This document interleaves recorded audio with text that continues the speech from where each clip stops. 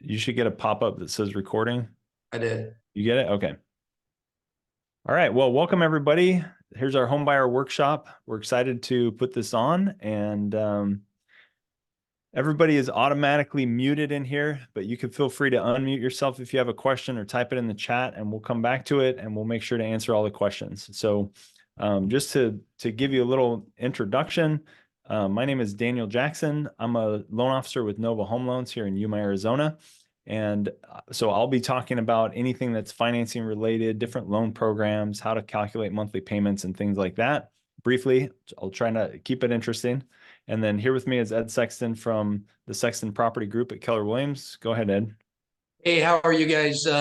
Thanks for joining us tonight. I'm Ed Sexton with Sexton Property Group over at Keller Williams in Yuma. We have 7 agents on our team. We work with buyers a lot as they come into town. And so we just want to give everybody a feel for, some questions that we're getting today from buyers as you look at purchasing a home. And so we're excited that you're here. And please feel free to type any questions that you've got in this chat. Okay. All right, we're going to keep this super simple and we'll just go through it briefly. Everybody's situation is a little bit different. And so questions that are super specific, a lot of times it's better to do those one-on-one. And so both of us have free consultations where we'll meet with you and talk with you and go over your individual situation as well.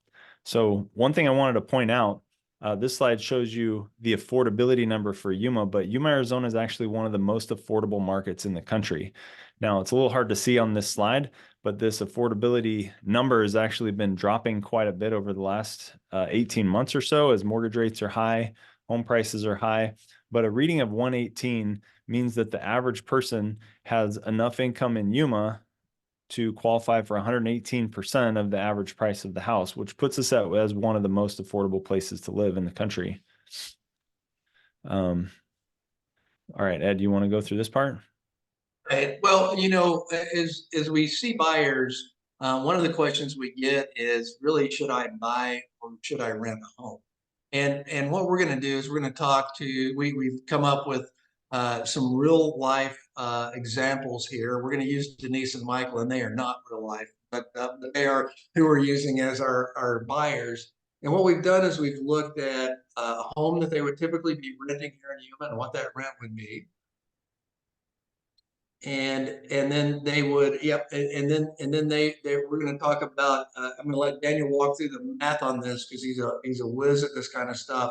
But really, what we're going to take a look at today is what should they do? Should they rent or should they own? Okay, so Denise and Michael are currently renting here in the Saguaro neighborhood. $2,300 a month is their monthly rent. This is an actual rental that was on the market a month or two ago. And they have a place in mind right in the same neighborhood. This is an active listing, the house that's for sale for $389. So they're wondering, okay, should we keep on renting here for $2,300 or should we buy this house for $389,000?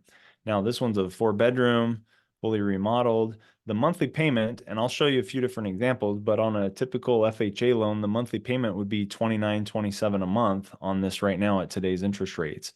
So if you could rent for $2,300 or buy for $2,900, most people's first impression is, oh, it's a no-brainer. We better rent. It's cheaper to rent than to own. Well, Denise is thinking the same thing. She's also thinking, can I get approved for a mortgage? I probably need a lot of money for the monthly payment. She realizes that our monthly payment is going to be higher than it is in rent, but doesn't some of that go towards something? So there's a few things that are included in your monthly payment. And I guess I'll walk you through this. Is you have your principal and interest, and then you have property taxes. Each property is a little bit different, but your property taxes are automatically paid as part of your mortgage payment. HOA fees are usually included in your payment, but those are a little more rare in Yuma. We don't have a lot of HOA fees, which is nice. Homeowners insurance is like your individual protection as far as like if the house catches on fire or you have a flood, and those kind of things that are covered by your insurance. And then whenever you're putting less than a 20% down payment, you're going to have, they call it PMI or private mortgage insurance, which protects the lenders against loss. So here's a little breakdown, and you can see it on that one, how we came up with that $29.27 a month payment is the principal and interest is $24.77.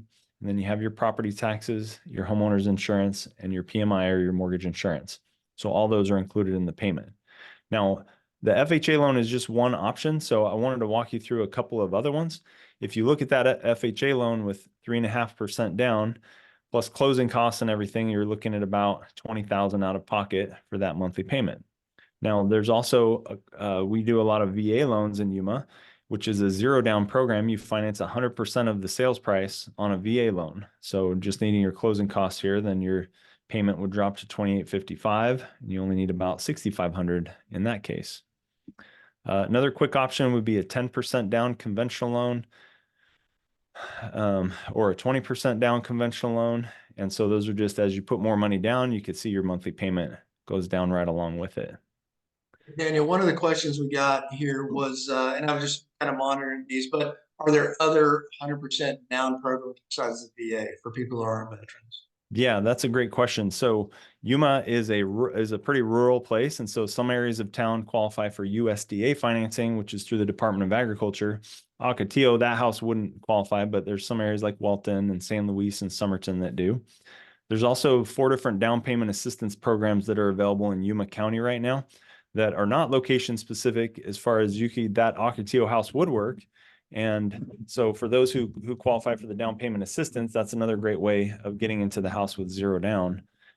Here's a little list of other financing types. There's lots of different loan types that are out there, and everybody's situation is unique. So there's definitely ways of getting into the house with less money out of pocket and lowering your monthly payment to a place where you're comfortable with it. Right. That's awesome. One thing I wanted to point out too, Daniel, is we looked at these 2 different houses, and it's true, a family that would be in that 3-2 that was $2,300 a month, to go into the 4-2 in a different neighborhood, a little bigger house, but that house is completely remodeled, 2 different properties altogether. So it's a little bit nicer house as you look at it too. So something that they can note, and you can look up those addresses on the MLS, or you can just reach out to us and we can give you that information on those too, so you can see the pictures inside. Yeah, that's a good point. We try to make it a super fair comparison. So we didn't want to show you renting this mansion and then buying a dump or something. And so we showed those examples, but to be super fair, it is a nicer and bigger house. That is definitely true. Okay, moving right along. So Ed, do you want to walk through a few other benefits of renting versus, or renting? Here's I guess I get this one. This is one more numbers to walk you through. So if you look at just straight monthly payments, so you take $2,300 a month times 12 months, that comes out to $27,600 a year that you're investing in your landlord. You're paying rent, and it just goes to pay the rent, and you have nothing to show for it at the end. Whereas if you buy a house, okay, the monthly payment was $600 more, so it comes out to $34,800. But remember that when you own a house, you're investing in yourself. And there's other bonuses to buying. Right. And I think as we focus on the bonuses here, and one of the questions that we got from Jim, I'll talk about this right away, is tax benefits. So just so you know, on traditionally on a home, your interest that you're paying is tax deductible. And you've got to check with your accountant. We're not giving tax advice at all here, but you've got to check with your accountant or who does your taxes. And we even shoot you stuff from the IRS code that we find. But once again, we want you to check with professionals here. They can show you that is a tax deduction that will reduce your taxes. So that puts more money in your pocket as well. Building wealth and equity, that's really interesting here in Yuma. As a matter of fact, Daniel's the first person I ever saw who researched the equity build in Yuma pretty far back. And Daniel, can you tell us like what the average equity over the last 60 some years is, annual appreciation of a home in Yuma? Yeah, you're talking about we have a 63-year average of that information is 4.1%. So homes have gone up on average 4.1% a year for the last 63 years. Now, that's pretty interesting, guys, because let's take a $300,000 house, and if my equity goes up at 4% every year, just to make it easy, that's $12,000 a year in equity build that I get. Now, there's no guarantee in any specific year that you'll get that build, and we've had some years here recently where we grew exponentially fast. I mean, faster than we ever have before. We've seen that again earlier in the early 2000s as well. And now we've leveled out, but even last year we gained what, about 1.2%, I believe, overall last year. Mm-hmm. So you can see that that helps you build. And then obviously you've got your house and you get to do it your way. Okay. You have, houses that we see where there's a lot of ownership in the neighborhoods are usually well taken care of. And they're just different neighborhoods than predominantly rental neighborhoods. And so that's a real piece for you as you own your own home. And then you don't have to worry about the pets that you have, the color of your walls. You can do whatever you want in your house as long as you maintain with the covenants and restrictions of the neighborhood. And that's what a good realtor does, is they help you go through that stuff as you're looking at a house. And we'll talk about that. But those are the bonuses. Okay. Yeah, there's something to be said for owning a house. Just that pride of ownership's a real thing. We rented for 3 years when we first moved to town, and I felt like I was wasting my time whenever I was mowing the grass. I'm like, why am I mowing somebody else's grass here? So Yeah. that, when it's your own, it just feels different. So, All right. All right, let's talk about your path to home ownership, guys. What we're going to do now is really kind of walk through the process for you. We'll take questions as they come, or we'll hold some to the end. But let's kick off with the next slide, Daniel. And so let's talk about the initial meeting with a realtor. So once you're about 3 to 6 months out, you really need to sit down with a real estate agent. You should research real estate agents and find the real estate agent that works for you. And I'll tell you what you do want. You want someone who's going to sit down with you initially and have a consult and find out what you're looking for. And you also want somebody who can sit down with you and intelligently walk you through the buying process and exactly what things are going to cost you as you come out on the other side. And so during that consult, that initial consult should take about 30 to 45 minutes. And it should really be focused on you and what you're looking for. And out of that, once you get out of that, now the thing that we will always do, certainly at the Sexton Property Group, is when we finish that, we'll look to sit down with you and go through what's called a buyer broker agreement, where we would represent you in the purchase of your home. And in that, we have fiduciary responsibilities to you, things that we will do for you. And we will do those things. And in return, you're going to work with us exclusively to find your home. And we can show any home on the MLS. We can find, if you've got a builder for sell by owner, we can actually reach out to those guys as well and work to get commissions paid. Typically, commissions are built in on the seller side to pay the buyer's agent. That's not always the case in today's world, but typically it is. And so we'll talk with you about that as we go through the process too, so that you really understand where you stand, who represents you, and exactly who's got your best interest at heart. Okay. yeah, The other thing we're going to do there is send you to Daniel Jackson, who's the lender, and he's going to talk about your budget. Yeah, for sure. That's something a lot of people start their home search online. You start looking at Zillow or some of these websites online where you reach out and you click the button that says, hey, I'm interested in this house. And then you just end up with some random agent that may or may not have your best interest in mind. So like Ed's talking about, sitting down with somebody like an agent that's going to be your specific buyer's agent and have your fiduciary, a fiduciary responsibility to look out for your best interest, that's just priceless. Buying a house is a complicated affair for sure. So the pre-approval process, we started out over the phone. Usually you can do an online questionnaire, and then we come in, we get you pre-approved, and we look at all the different options. That slide that showed you the 20 or so different loan programs, we see what's going to be the best fit for you.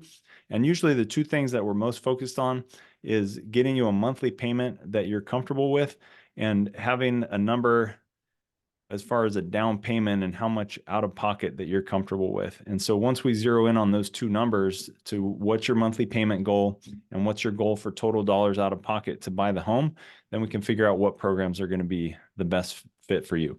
And this says cost $1,000 to $1,500 to use a lender. You don't pay that up front. the lender fees are usually included in the closing costs and the total that you come up with out of pocket.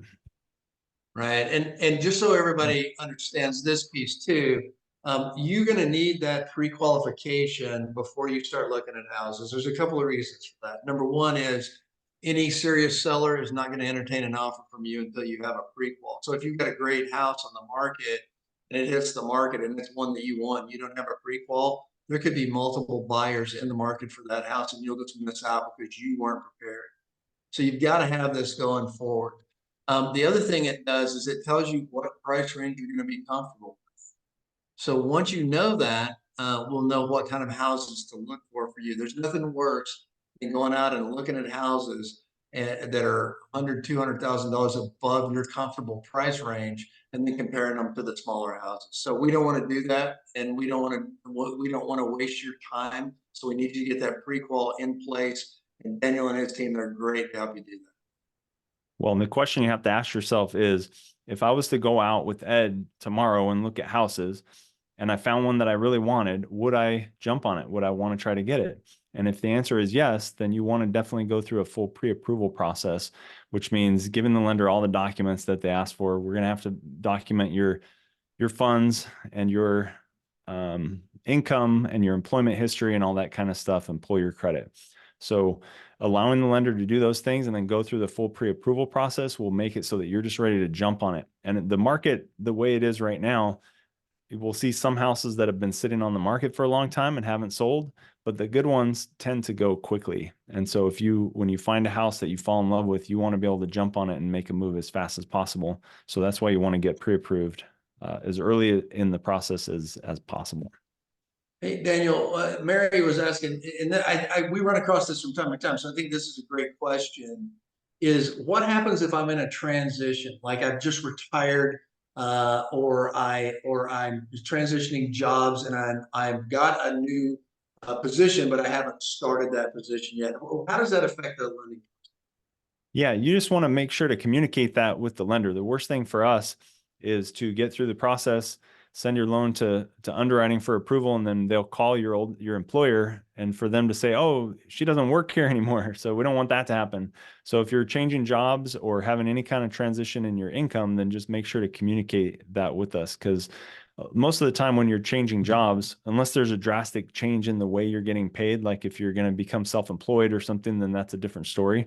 But if you're just changing from one job to another, then a lot of times we'll be able to get you approved even before you start your new job. Perfect. Okay. So once you guys get through the door, we do the buyer consult. We find out exactly what you're looking for. Daniel has a pre-qual on you. The next thing that is to start your search. And to start the search, we've really got to, one of the things that we'll have boiled down in our initial meeting is what you want versus what you need. So you're going to have a checklist, and here's how we like to do it, guys. We like to go, what are your must-haves? What can you not live without in a house? And you're going to come up with that list, and that's going to be really anything that we look at will have to have those items that we're going to pull and send to you. Okay, so you want to be very specific about this. Now we're going to have your wants, and you'll have some extra things that you want but aren't showstoppers. We want to know what those are too, because we're going to try to find as many of your wants and we're going to find your must-haves. And we're going to find as many of your wants as we possibly can. And we just want to send you houses that you're interested in. And so some people have a hard time really determining exactly what they want, and we'll help you through that process. We'll talk through what we typically see in the market here, and that way you can get ready. And then once we go and show properties, we're going to try to find you the very best property at the very best price that we can find. Okay. Now, once you're ready to go, now you've got your pre-qual, and really what we're going to do now is we're going to make an offer on a house, and we're going to sit down with you and we're going to walk through that process. Now, some of you aren't in town, and we're still going to have conversations about the contractors that contractors with. And there's a couple of things to know. Once we get an offer accepted, and there are lots of things that we'll consult with you on, like how much earnest money are you going to put down? That's typically 1%. Well, what is earnest money? Earnest money is money that says you intend to purchase the home. And if you don't, with a few exceptions, that the seller gets to keep that money. Now, what are the exceptions? You're going to have an inspection period off the bat. You're going to get to pick an inspector that's going to go through the house, and they're going to check out the everything about that house. They're going to check to see if there's any broken windows, if there's any electrical problems, if the AC is working okay, if the water heater's in good shape, and they're going to give a report to you. And you get to decide if you still want to continue with that house or not within that inspection period. Okay. And if you decide to continue, and you can ask the seller to fix certain things, and we'll get into this in much more detail later. But the fact is, during the inspection period and the going back and forth on any repairs, your earnest money is not at risk. The second contingency that you'll have to get your earnest money back is if the house doesn't appraise for the value that you've offered. The third is if you are unable to get a loan after diligently trying to get a loan. That is also in the boilerplate of the Arizona contract, that you will get your money back. But you have to be diligent about it, and you have to do everything in a timely manner. We can talk about that. And then the last is if the house is damaged up to 10% of the value during the process, either you or the seller can cancel. And during those, if any of those conditions happen, then you get your earnest money back if you back out during this time frame. Okay. The inspection, like I said, they're going to check everything out for you there. We always recommend a general home inspection, at least a termite inspection. You can get a roof inspection, an AC inspection. You can get any kind of inspection you want, and we'll go through that whole list with you. Okay. You could have a mortgage contingency date. Sometimes people will put those in the contracts. They're prevalent in other states, not so much here in Arizona. It's not in our boilerplate, so that you have a contingency date. It's just you have to have loan docs 3 days prior to close of escrow. That would be the first trigger for a seller to cure notice you, which we'll talk about later too. And then we're just going to pick the close date that works for you, but we want to make sure that the lender can make that timeline. And we'll have an upfront conversation with them about that. And then the lender is actually going to break you out a cost sheet, and they're going to talk to you about exactly what it's going to cost you at this point. And we can ask the seller to pay closing costs, all kinds of things. And that's the reason we need to do a lot of upfront consulting. Okay. Once the contract gets accepted, your money will go to a title company. We'll pick a title company. Now, our team, we like to use Title Alliance. We're affiliated with those guys. But we put a deposit for earnest. You'll put your deposit for earnest money down, and they'll hold that. And they're an independent and not influenced contractor that's going to handle the closing. Okay, they're not influenced by either side. They follow the contract. And then what we're going to do is we're going to walk through and execute that contract, and we're going to be with you every step of the way. And we order everything for you, from inspections. We can set up walkthroughs for you. We do everything, and we'll walk you through that entire process. So that's what it takes to just get started on an offer on that. All right.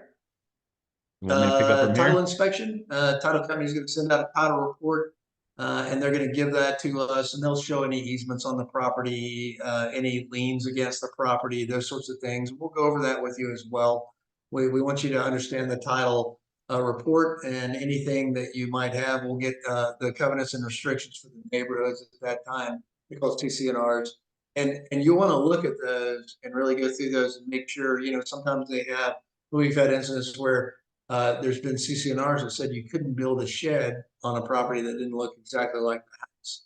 And then people would buy the house and try to put a shed on there, and the CC&Rs hadn't been understood or read.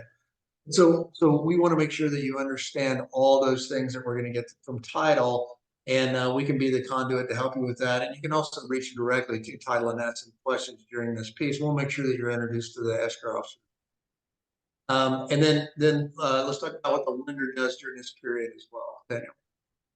So once your home inspection is done and you've decided that you're good with the house, there's no major repairs that would change your mind about wanting to buy it, then we move forward with ordering an appraisal and getting your loan into underwriting. That's where we have an actual person underwriter that reviews the file, reviews all of your income and asset documents, and finalizes your loan approval. Once the appraisal comes in, the appraisal is just a document that shows that the house is worth at least what you're paying for it and that there's no major problems with it. And once that comes in on on time and on value, then we'll have the underwriter finalize your loan approval.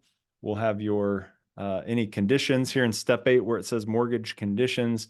That's like sometimes they'll come back and they'll request an updated pay stub or some explanation of something within your financial file. And then they'll issue a clear to close, which just means your loan is finalized and approved and we're ready to close on it. Okay, real quick, one question here, Daniel, was with the appraisal, if the house appraises above what you've offered on the house, the question here was, can the seller renegotiate for more money? Yeah, good question. So the appraisal belongs to the buyer. So the seller doesn't get a copy of that automatically. So if it appraises high, then the seller's not going to be notified of that fact. So that doesn't usually happen. But yes, if there's extra equity in the house and there's other negotiations to be done, that would be from the buyer side, you would initiate that kind of thing. Right. And so the question that we got there was, can the seller request to go up? And typically you can show them the appraisal, and sometimes the seller will ask to see it. You get to decide if they get to see it or not. But the reality is you've already got a contract and they can't negotiate that up. Okay. All right. Good one. All right. Final walkthrough. Is that something you guys always do? Yeah, it is, Daniel. We've had several cases where we've done final walkthroughs. It doesn't rain here often in Yuma, but when it does, it typically causes roof problems. And I've actually seen a walkthrough where we did it, and there was a non-disclosure of a roof leak. Obviously, we didn't see anything when the roof inspection was done. There was a tarp that was put over the roof when the rain came, and then there was a big, but that didn't make any difference. There was quite a bit of leakage through the roof. And that happened the day before close of escrow, and we ended up canceling that contract. So unfortunately, things like that can happen. And what we want to do is, this is our walkthrough to make sure that things are in the same condition as they were when we made the offer on the house. Okay. And I've even had times where we looked at walkthrough and the refrigerator was missing that was in the contract, and the buyer or seller just forgot to put the refrigerator with it. We always do that. I was gonna say I've heard of that too, where like there was one time a stove either got stolen or the seller decided to take it with them or something. Yeah, yeah. There's all kinds of things like that happen. I mean, if you do enough real estate, you about see everything there. So it's very important to do that once. Okay. Okay, so closing. Once your loan is final approved, then the lender is going to send loan documents to the title company, and this is a fat stack of papers, usually 100 pages or so of stuff for you to sign as a buyer. In order to make sure that your loan goes through and that title is transferred properly into your name. And that way you're officially the owner of the house. And that's when you're going to bring in, this says balance of down payment. So that's normally the day of closing when you go and sign all your loan documents is usually when you're going to bring in the balance of your down payment funds. And you'll know that well ahead of time, guys. The title company's already working that up. Your lender will be working with you closely on that. You'll know what that is.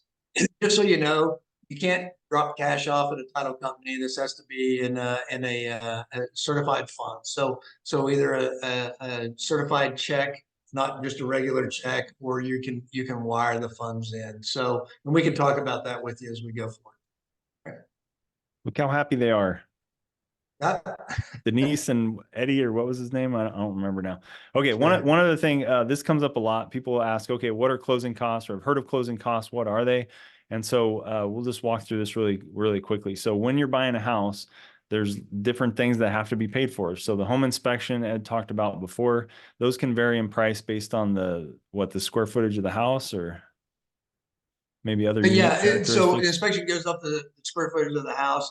Typically, it'll be about $350 to $400, and according to like any ancillary things, that's typically what we see. Okay, and then the appraisal, normally between $675 and $900. Sometimes it could be a little bit more, a little bit less, just depending on the characteristics. If you're buying a house as an investment property, then there's additional work that the appraiser does to compare.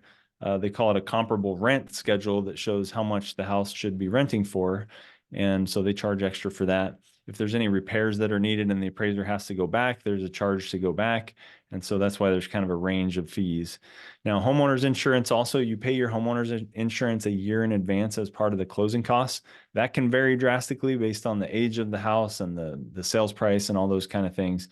But the first year of your homeowners insurance is included in the numbers that we consider closing costs. Lender fees can vary also. We put 1,400 here because those are our fees.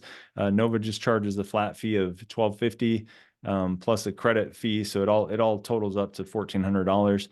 Typical in the market is about 1% for lender fees. So, okay. And then title fees also between 2,000 and 4,000.